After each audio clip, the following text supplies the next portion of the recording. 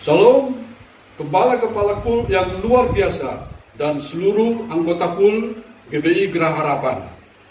Sekarang kita masih stay home untuk mengurangi penularan virus corona. Dan kita harus tetap semangat ya, karena dengan semangat maka kita akan tetap sehat dan kita tetap semangat melakukan aktivitas kita di rumah masing-masing. Dan jangan lupa kita masih tetap akan KUL. Dan pada hari ini kita akan membahas tentang Paskah dalam kaitannya dengan peristiwa yang terjadi saat ini, yaitu penularan atau wabah virus corona yang terjadi. Nah, apa artinya bagi kita Paskah dikaitkan dengan peristiwa yang terjadi saat ini? Yang pertama, bahwa Paskah itu merupakan di mana momen kita dilepaskan dari malapetaka yang akan terjadi, bahkan yang sedang terjadi, tapi kita dilepaskan. Kita akan bahas dari Keluaran 12 ayat 12 sampai ayat yang 13. Demikian firman Tuhan. Sebab pada malam ini aku akan menjalani tanah Mesir dan semua anak sulung dari anak manusia sampai anak binatang akan kubunuh. Dan kepada semua Allah di Mesir akan kujatuhkan hukuman. Akulah Tuhan. Dan darah itu menjadi tanda bagimu pada rumah-rumah di mana kamu tinggal. Apabila aku melihat darah itu, maka aku akan lewat daripada kamu. Jadi tidak akan ada tulah kemusnahan di tengah-tengah kamu apabila aku menghukum tanah Mesir. Nah, Paskah sendiri yang seperti yang kita rayakan pada saat-saat ini adalah Paskah seperti pengertian di dalam Perjanjian Baru, yaitu hari kebangkitan Tuhan Yesus. Namun Paskah itu berasal dari Perjanjian Lama, di mana pada saat itu bangsa Israel terlepas dari perbudakan Mesir, dan itulah yang mereka rayakan. Dan ketika itu melalui Musa Tuhan memerintahkan supaya membubuhkan darah di atas ambang pintu mereka, sebab malaikat pencabut nyawa akan lewat pada malam hari. Karena sampai saat itu Firaun masih berkeras dan masih tidak memberikan bangsa Israel untuk keluar dari tanah Mesir. Karena itu Tuhan akan membuat tulah, yaitu tulah yang 10, semua anak sulung bangsa Mesir maupun anak sulung ternak mereka akan dimusnahkan, akan mati. Nah, untuk itulah supaya bangsa Israel terlepas daripada tulah itu, maka mereka harus membuat tanda, yaitu membubuhkan darah di atas ambang pintu mereka. Dan ketika itu dilakukan, maka bangsa Israel pada malam hari turunnya tulah yang ke-10 itu, mereka terlepas. Dan pada saat itu juga mereka dilewatkan dari kematian anak sulung tersebut.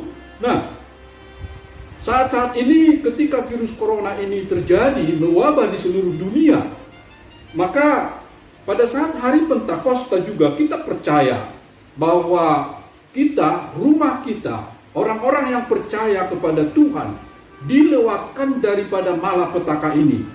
Jadi arti daripada Paskah kali ini salah satunya adalah bahwa Paskah bagi kita orang percaya saat ini adalah saat-saat di mana kita dilepaskan dari malapetaka. Itu yang pertama. Kemudian arti Paskah yang kedua bagi kita adalah saat atau momen kita dilepaskan dari segala ketakutan-ketakutan kita. Bahkan kalau kita lihat saat ini, seakan-akan seluruh dunia ketakutan. Kita orang yang percaya, bagaimana sikap kita? Nah, kalau kita percaya kepada Tuhan, maka kita akan melepaskan ketakutan kita. Mari kita baca firman Tuhan di dalam Matius 28 ayat yang ke-10. Kita buka Alkitab kita. Maka kata Yesus kepada mereka, "Jangan takut. Pergi dan katakanlah kepada saudara-saudaraku supaya mereka pergi ke Galilea, dan di sanalah mereka akan melihat aku. Jangan takut." Nah, ini pernyataan Tuhan Yesus. Nah, ketika murid-muridnya, orang yang saat itu menyaksikan kematiannya, bahkan penguburannya, dan pagi-pagi benar ketika mereka pergi ke kubur, maka mereka sangat ketakutan karena apa? Menyangka bahwa mayat Tuhan Yesus sudah ada yang mencuri. Padahal Tuhan Yesus sudah mengatakan bahwa Dia akan bangkit pada hari yang ketiga. Dan pada saat itu yang mereka lihat adalah Tuhan Yesus yang sudah bangkit.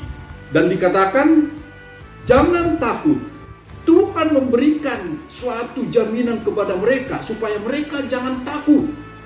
Jangan takut, ini aku. Sebenarnya itu yang dikatakan Yesus kalau kita terjemahkan secara langsung. Dan ini kabar yang sangat baik. Kabar sukacita ketika Paskah terjadi, maka dikatakan jangan takut. Saudaraku, pada saat ini adalah masih dalam rangkaian Paskah. Dan kita banyak yang masih tinggal di rumah, bahkan kita tidak dapat bekerja. Di Indonesia, Jakarta terlebih-lebih, demikian juga Bekasi dan Kabupaten Bekasi, menjadi zona merah. Dan ini membuat suatu ketakutan bagi kita. Kita was-was. Nanti bagaimana nanti kalau saya keluar? Kita takut bertindak sesuatu, keluar rumah aja kita takut. Nah, karena itu Tuhan memberi jaminan kepada kita. Tuhan Yesus memberikan jaminan di hari Paskah ini. Tuhan mengatakan, jangan takut. Aku akan berjumpa dengan kamu, dengan saudara-saudaraku. Kita adalah sahabat Tuhan Yesus. Kita adalah murid Tuhan Yesus. Karena itu kita tidak perlu takut untuk menghadapi saat-saat ini. Yang penting, dengan akal sehat, dengan hikmat, kita jalankan segala apa yang bisa kita jalankan. Dan kita tetap berdoa kepada Tuhan. Jangan pula kita jangan takut, tapi kita jadi sembrono, bertindak seenaknya sendiri. Nah, hal ini adalah suatu hal yang sangat baik sebenarnya ketika kita stay di rumah. Dan kita tetap tinggal di rumah. Nah, kita akan melihat banyak sebenarnya hal-hal yang bisa kita lakukan di rumah. Kita bisa berkumpul dengan keluarga. Bahkan saat-saat inilah waktunya bagi kita untuk selalu kita melakukan doa di dalam rumah kita masing-masing. Berdoa bersama dengan keluarga, melakukan mesbah doa, dan tetap dalam peperangan rohani kita lakukan. Percayalah, Tuhan sudah memberi jaminan kepada kita. Jangan takut, kamu akan berjumpa dengan saya, dan menyuruh kita untuk ke Galilea. Nah, itu hal yang kedua yang harus kita ingat. Yang pertama tadi bahwa saat ini adalah saat Tuhan melepaskan kita dari malapetaka. Dan yang kedua, supaya saat ini adalah saat di mana Tuhan melepaskan kita dari segala ketakutan kita.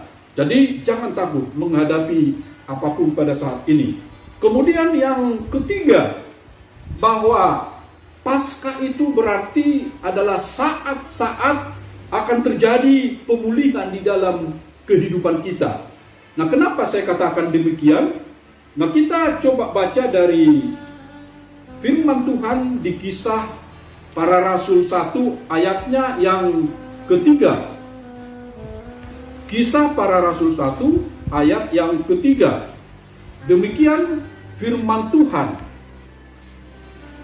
Kepada mereka ia menunjukkan dirinya setelah penderitaannya selesai.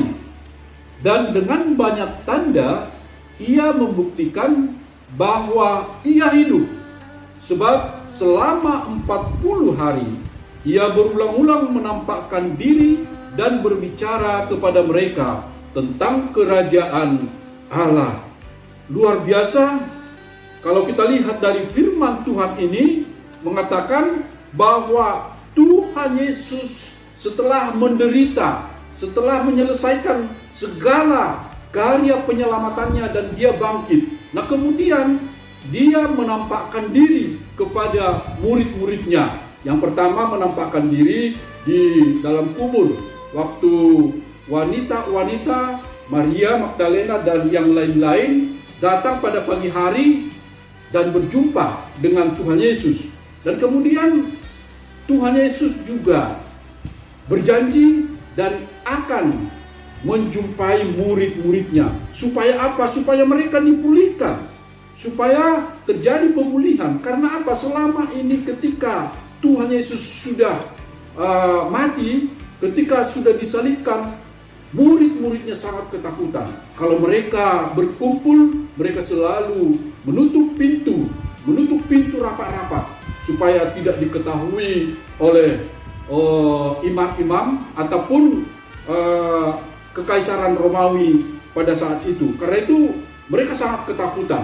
Seakan-akan mereka tidak percaya bahwa Yesus yang adalah Tuhan bisa mati dengan mengenaskan demikian. Karena itu mereka sangat ketakutan. Mereka selalu bersembunyi. Jangan sampai mereka dilihat oleh imam-imam. Karena mereka itu seakan-akan merupakan pengikut atau gerombolan daripada pemberontak. Karena itu mereka sangat ketakutan akan tindakan dari Kekaisaran Romawi pada saat itu. Dan demikian juga kalau kita lihat saat ini. Saat-saat ini memang saat yang menakutkan, saat yang mencengangkan bagi kita, mencekam kehidupan kita. Tetapi saat-saat ini nanti setelah peristiwa ini, maka akan terjadi pemulihan yang luar biasa di dalam kehidupan kita. Kita melihat bahwa setiap rumah sekarang ini, rumah yang ditempati oleh orang-orang yang percaya kepada Tuhan. Setiap hari Minggu mereka memuji dan memuliakan Tuhan di rumah masing-masing. Seperti kembali kepada saat-saat jemaat, kehidupan jemaat mula-mula. Dan kemudian bukan hanya hari Minggu, malam setiap hari orang memanjatkan doa, berserah kepada Tuhan, bersama keluarga melakukan mesbah doa. Terus terang Bapak Ibu Saudara sekalian, kami hampir setiap hari, setiap malam kami bersama-sama satu keluarga beribadah, melakukan mesbah keluarga, memuji dan memuliakan Tuhan, mohon pengampunan dari Tuhan, belas kasihan Tuhan di dalam kehidupan kami. Demikian firman Tuhan bagi kita dan renungan pada malam hari ini. Kiranya gembala-gembala KUL yang luar biasa dan seluruh anggota KUL, bahkan seluruh jemaat GBI Geraha Harapan diberkati oleh Tuhan. Tuhan Yesus memberkati kita semua. Salam KTM, kesatuan hati, tumbuh bersama, dan memenangkan jiwa. Amin.